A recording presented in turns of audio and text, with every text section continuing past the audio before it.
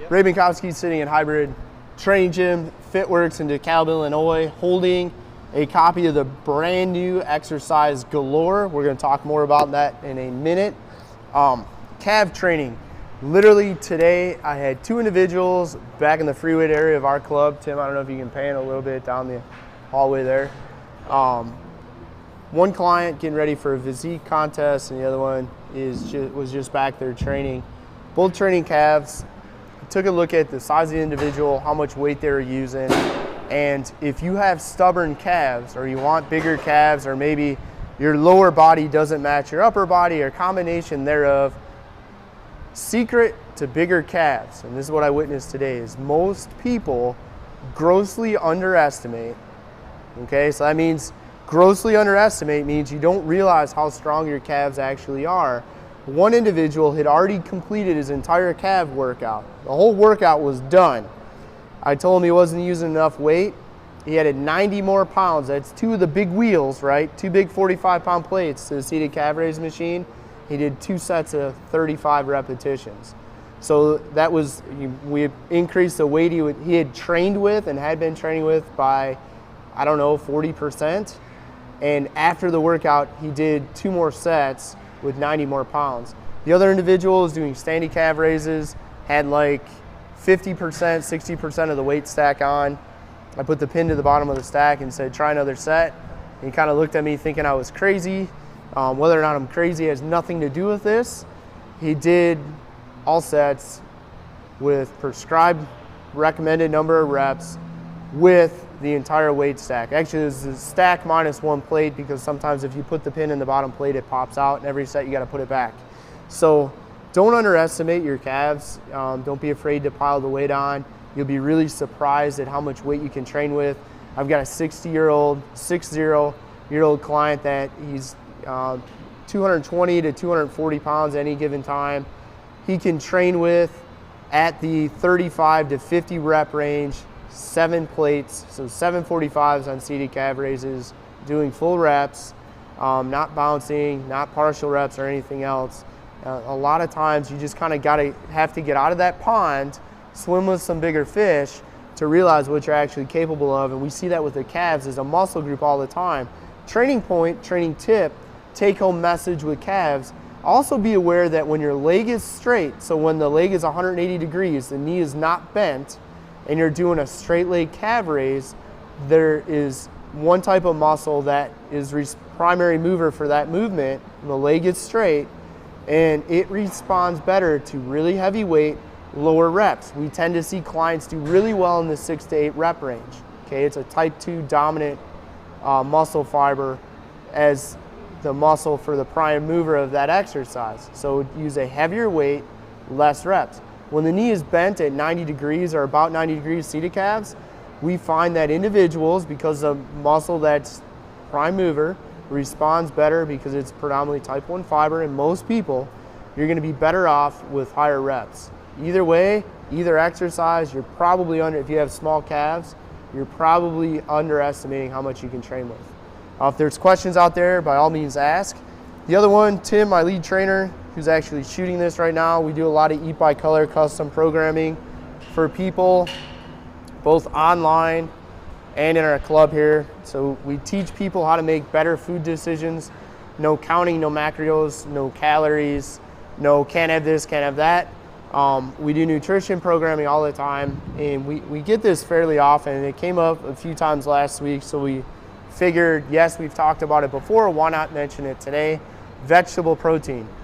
Up in your quinoa intake is not a good way to get more protein. One, and some of you vegans, vegetarians, combination thereof, herbivores aren't going to be fond of what I'm about to say, but it is what it is.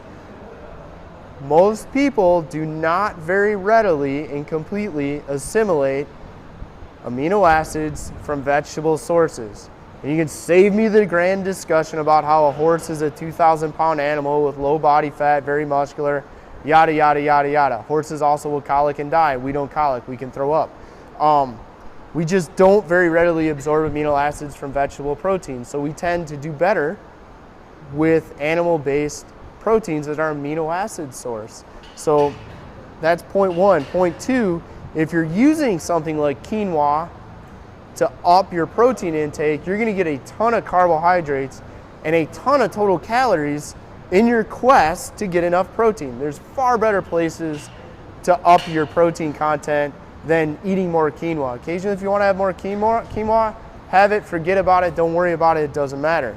Just don't use that as a good source of protein. It's a vegetable. It serves the purpose of carbohydrate in your daily diet than it does proteins or amino acids. So use the quinoa as a carb. If it was walking, flying, or swimming, use that as your protein source.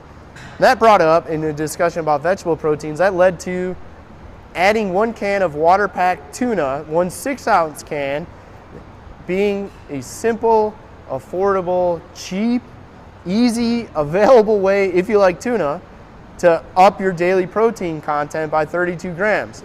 Well, then it turns out, and this apparently goes back to like 2009 or 2010, the food industry reduced the 6-ounce can of tuna down to 5 ounces with water, 4 ounces of content, and in doing so dropped the 32-gram serving of protein down to a whopping 26.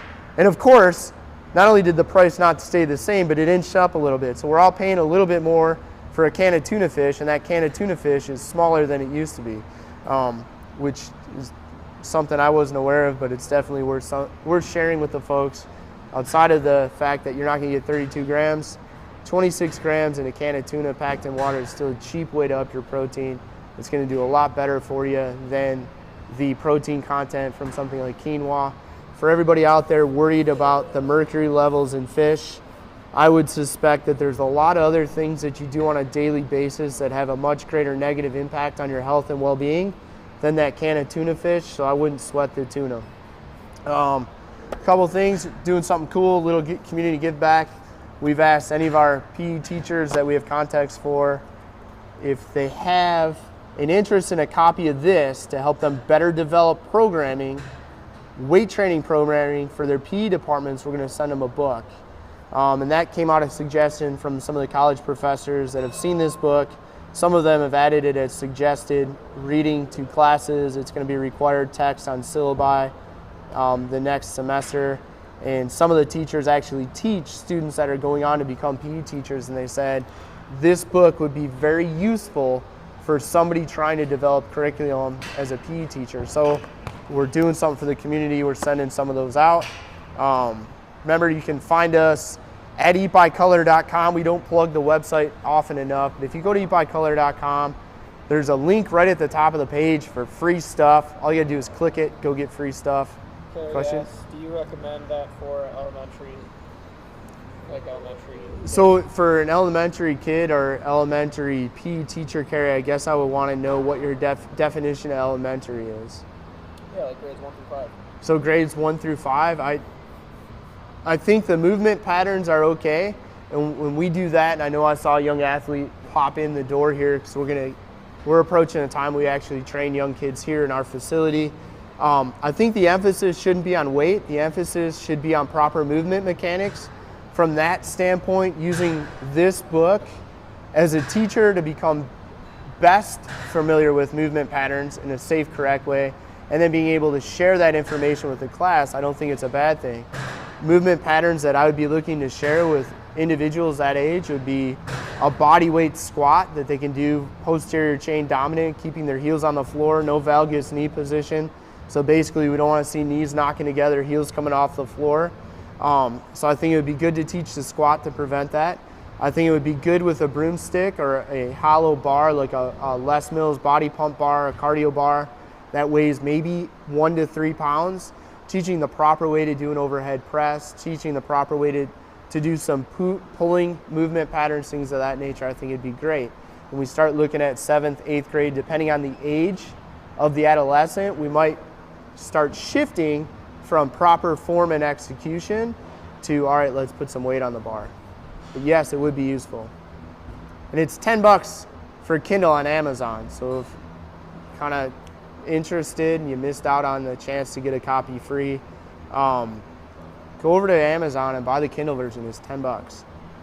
Other questions? Nope, none popping up. Check us out on eatbycolor.com. There's a link right at the top of the menu for free stuff. Go grab all the free goodies. Check us out on YouTube, youtube.com/FitWorkz with a Z as in zebra DeKalb, youtube.com/FitWorkz DeKalb. Thanks for tuning in.